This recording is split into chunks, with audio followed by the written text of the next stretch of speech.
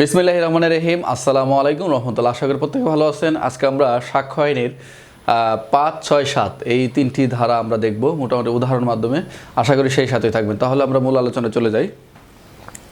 প্রথমে দেখতে পাচ্ছি সাক্ষ্য আইনের আজকে আমরা আলোচনা হচ্ছে ৫, ৬, ৭। প্রথমে আমরা শুরু করছি ৫ ধারা। সাক্ষ্য আইনের ৫-এ কি বলা হচ্ছে? বিচার্য বিষয় ও প্রাসঙ্গিক ঘটনা। অর্থাৎ এখানে একমাত্র সাক্ষ্য আইনের ৫ ধারায় এখানে সীমাবদ্ধ করে দেওয়া হয়েছে, অর্থাৎ লিমিট করে দেওয়া হয়েছে। একটা বিচার্য বিষয় এবং প্রাসঙ্গিক বিষয়ে সাক্ষ্য দেওয়া যাবে, অন্য কোনো বিষয়ে সাক্ষ্য দেওয়া যাবে না। তাহলে এই বিচার্য বিষয় এবং প্রাসঙ্গিক ঘটনা, আমরা যে কোনো ঘটনার আমরা যদি বিচার্য বিষয় যদি না জানি তাহলে আমাদের সেই বিষয়গুলো বুঝতে অসুবিধা হবে।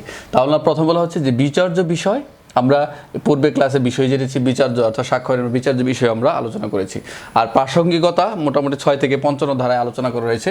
তো এখানে এই অধ্যায়ে, দ্বিতীয় অধ্যায়ে যে বিচার্য বিষয় ও প্রাসঙ্গিক ঘটনা আদালতে প্রাসঙ্গিক। তাহলে আমরা যেমন মনে করেন এখানে বিচার্য বিষয়টা কি যদি প্রশ্ন করা হয় যে এই ধারায় অর্থাৎ এই ৫ ধারায় সীমাবদ্ধ করে দেওয়া হয়েছে, অর্থাৎ সীমাবদ্ধতা অর্থাৎ লিমিট বা সীমা দেওয়া রয়েছে, এর বাইরে যাওয়া যাবে না। তাহলে কি যাওয়া যাবে না? যে আদালতের ৫ ধারায় বলা হচ্ছে একমাত্র বিচার্য বিষয়, প্রাসঙ্গিক অর্থাৎ বিচার্য বিষয় এবং প্রাসঙ্গিক বিষয়ে সাক্ষ্য দেওয়া যাবে, এ অন্য কোনো বিষয়ে সাক্ষ্য দেওয়া যাবে না। তাহলে কীরকম?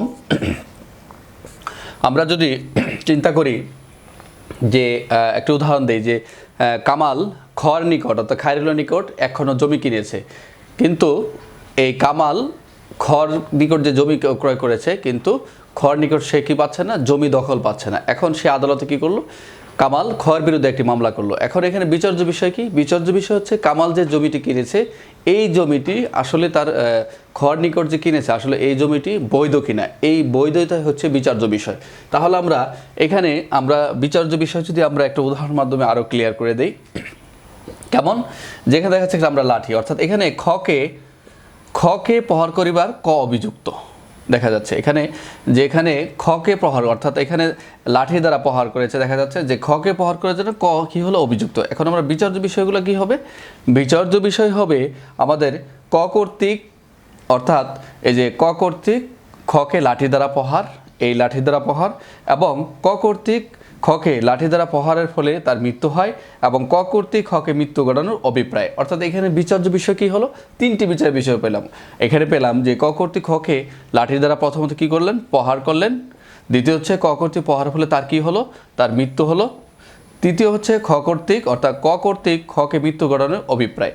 এই যে অভিপ্রায় ইন্টেন্ডিং, অর্থাৎ এই আমাদের যে কোনো অভিযোগ অর্থাৎ থানায় অথবা আদালতে কোনো অভিযোগ দেওয়ার সাথে সাথে যিনি বাদী তাকেই প্রমাণ করতে হয় বা অভিযোগ প্রতিষ্ঠা করতে হয়। এখানে অভিযোগের যে বিচার্য বিষয়গুলো এই বিষয়গুলো এখানে অধ্যায়ে আলোচনা করা হয়েছে। অর্থাৎ এখানে কি প্রমাণিত কি প্রাসঙ্গিক হবে এই বিষয়গুলো কিন্তু এই 5 ধারায় বলা হচ্ছে। বিচার্য বিষয়ের সাথে প্রাসঙ্গিকতার সম্পর্ক, অর্থাৎ কি বিচার্য বিষয় কি প্রমাণ করতে হবে এখানে তা বলা হচ্ছে। তাহলে আমরা বিচার্য বিষয় এবং প্রাসঙ্গিক ঘটনা, তাহলে আমরা মোটামুটি যে এখানে প্রাসঙ্গিক সম্পর্কে মোটামুটি আমরা কি করলাম? আমরা দেখলাম তার বিচার্য বিষয় এবং প্রাসঙ্গিক ঘটনা সম্পর্কেই একমাত্র সাক্ষ্য দেওয়া যাবে, এর বেশি বাইরে দেওয়া যাবে না। অর্থাৎ এই অধ্যায়ে এই 5 ধারায় এই সীমাবদ্ধতা করা হয়েছে, এর বাইরে যাওয়া যাবে না। তাহলে আশা করি যে বিচার্য বিষয় প্রাসঙ্গিক ঘটনা সম্পর্কে আপনারা বুঝতে পেরেছেন।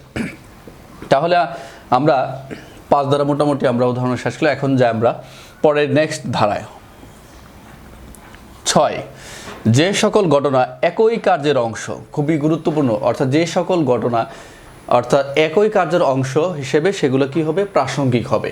এখানে আমরা একটি উদাহরণ দিয়েছিলাম যে অর্থাৎ খকে প্রহার করে ক অভিযুক্ত হয়েছিল। সেম এখানেও আমরা যাই, খকে প্রহার করিবার অভিযোগে বা খকে প্রহার করিয়া হত্যা করার কি হয়? সে ক অভিযুক্ত হলো। এখানে যে খকে প্রহার করিবার জন্য যে ক অভিযুক্ত হলো, কিভাবে হলো? যে সকল ঘটনা একই কার্যের অংশ, অর্থাৎ এখানে যে ঘটনাটা সংঘটিত হলো অর্থাৎ যে তাকে যে হত্যা করা হলো, এখানে দেখা যাচ্ছে পূর্বে দণ্ডায়মানে একটি ব্যক্তি দেখা যাচ্ছে এবং ওই সময়ে একটি ব্যক্তি দেখা যাচ্ছে।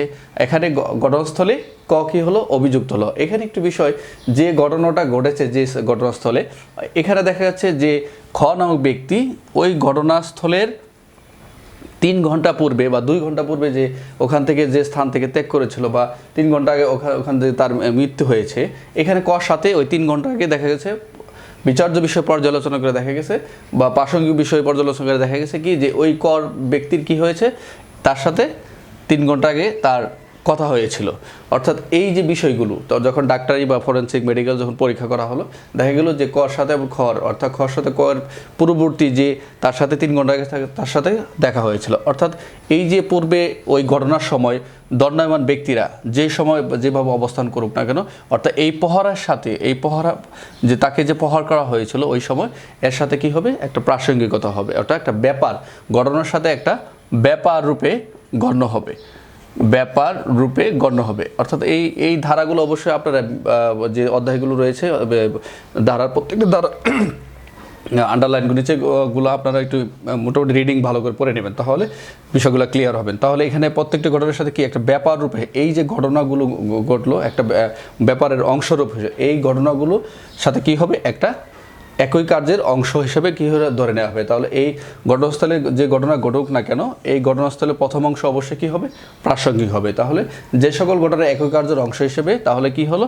প্রাসঙ্গিক হিসেবে বিবেচনা হলো। তাহলে আমরা বললাম যে খকে প্রহার করিয়া হত্যা করিবার জন্য ককে অভিযুক্ত হলো। তাহলে ক অভিযুক্ত হলো যে ওই সময় ঘটনাস্থলে একমাত্র কি পূর্বে পরে যারা দণ্ডময় থাকুক না কেন, অর্থাৎ এই ঘটনার সাথে কি হবে, অর্থাৎ তার যে একটা ব্যাপার ঘটনার সময় যে তাকে প্রহার করা হয়েছিল, প্রহারের পূর্বে পরে যারা উপস্থিত ছিল না কেন, এই তাদের সাথে কি হবে, একই কার্যের অংশ হিসেবে কি হবে, তাদেরকে গণ্য হবে। অর্থাৎ ব্যাপার রূপে একটা ঘটনা ব্যাপার রূপে প্রথম অংশ হিসেবে সে কী হবে, প্রাসঙ্গিক হবে।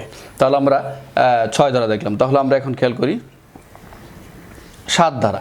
7 ধারা খুবই ইন্টারেস্টিং একটা বিষয়। 7 ধারা হচ্ছে আমরা খুব সহজভাবে মনে রাখতে পারি। 7 ধারা হচ্ছে ঘটনার যে ঘটনাস্থলে যে ঘটনাটা ঘটলো পূর্বে, অর্থাৎ এই ঘটনার যতগুলো আলামত থাকবে, আলামত বা চিহ্ন, অর্থাৎ দস্তাদস্তি করে বা প্রহারের ফলে যে সকল আলামত চিহ্ন রেখে দেবে সেগুলো হচ্ছে আদালতে কী হবে, প্রাসঙ্গিক। ওখানে এখানে বলছে ঘটনার উপলক্ষ কারণ পরিণাম ফল। এখানে বিশেষ সুযোগ বা বিশেষ উদ্দেশ্যের সুযোগ এরকম কোনো বিষয় থাকতে পারে। তাহলে 7 ধারা কি বলছে, ঘটনার উপলক্ষ কারণ বা পরিণাম বা ফলাফল। এই ঘটনাস্থলে যে ঘটনার উপলক্ষ কারণ বা ফল বা পরিণাম বা যে একটা পরিবেশ সৃষ্টি করে, এই পরিবেশটা কি দেখা যাচ্ছে যে দস্তাদস্তির ফলে বা প্রহারের ফলে কী কী চিহ্ন রেখে গেছে, যে এখানে যে যে মার্ডারটা হলো, এখানে দেখা যাচ্ছে আমরা একটা লাঠি দেখতে পাচ্ছি, এখন ঘটনাস্থলে ব্লেড দেখে যাচ্ছি, যে তারা দস্তার ফলে মারানোর ফলে একটি কি সিগারেটের চিহ্ন দেখা যাচ্ছে, সিগারেট পাওয়া যাচ্ছে, জুতো পাওয়া যাচ্ছে এবং মোবাইল। অর্থাৎ ঘটনাস্থলের যে সকল আলামত পাওয়া যাবে, অর্থাৎ দস্তাদস্তি করে যে সকল চিহ্ন বা আলামত ফেলে যাবে, অর্থাৎ সেগুলো হচ্ছে কি, অর্থাৎ এই ঘটনার উপলক্ষ কারণ বা পরিণাম ফলাফল যে পরিবেশ সৃষ্টি করে সেটা হচ্ছে 7 ধারা। তাহলে আমরা খুব সহজে মনে রাখতে পারি 7 ধারা হচ্ছে আমরা ঘটনাস্থলে আমরা আলামত ধরতে পারি। অর্থাৎ এই যে বিষয়গুলো, অর্থাৎ এখানে মোবাইলের সিম কার্ড বা লাঠি, এই যে আমরা লাঠি আমরা প্রহার, এইটাও একটা বিচার্য বিষয়ের সাথে সম্পৃক্ত। অর্থাৎ এই যে লাঠি দ্বারা তাকে প্রহার করা আছে এটা আমরা আলামত হিসেবে নিতে পারি। তাহলে এই যে বিষয় লাঠি, ব্লেড, সিগারেট, অর্থাৎ এখানে ঘটনাস্থলে যা যা পাওয়া যাবে এইগুলো বিচার্য বিষয়ের সাথে সমর্থন হিসাবে কি করবে, জোরালো করবে, যে আসলে মামলা বিচার্য প্রাসঙ্গিক হিসাবে সেটা মামলার যেটা ফলাফল হিসাবে যে কী হয়, গ্রহণযোগ্য হয়, যেটা তার বিচারে যাতে সে দেখা গেছে সে এই ব্যক্তি অনেক মিথ্যা কথা বলতে পারে, কিন্তু ওই ঘটনাস্থলে যে আমরা আলামতগুলো পাবো এর সাথে কি যখন বিচার্য বিষয়ের সাথে জোরালো করে দেবে তখন তার মিথ্যার বলার আর সুযোগ নেই। কারণ হচ্ছে একজন ব্যক্তি সে মিথ্যা বলতে পারে, কিন্তু তার যে ঘটনাস্থলে ফেলে যাওয়া কিছু চিহ্ন বা বস্তু সেগুলো সে মিথ্যা বলতে পারে না। তাহলে এই এভিডেন্স কালেকশন, অর্থাৎ এই যে বস্তুগত সাক্ষ্য এবং এই যে চিহ্নগুলো ফেলে রেখেছে এগুলো হচ্ছে আদালতে প্রাসঙ্গিক। তাহলে আমরা 7 দ্বারা খুব সহজে বুঝতে পারলাম যে আদালতে এই বিষয়গুলো কি হবে, প্রাসঙ্গিক হবে। তাহলে আমরা একবার রিপিট করি। 5 বললাম যে বিচার্য বিষয় প্রাসঙ্গিক বিষয়ে সাক্ষ্য দেওয়া যাবে, অন্য কোনো বিষয়ে সাক্ষ্য দেওয়া যাবে না। 6 হচ্ছে যে সকল ঘটনা একই কার্যের অংশ বিশেষ হবে, অর্থাৎ সেই ঘটনাস্থলের যে পরিবেশে কি হবে, একটা ব্যাপার রূপে যে কি হবে প্রথম অংশ হিসেবে গ্রহণযোগ্য হবে, সেটা কি হবে, প্রাসঙ্গিক খবর। যে সকল ঘটনা একই কার্যের অংশ হিসেবে সেগুলোর প্রাসঙ্গিকতা।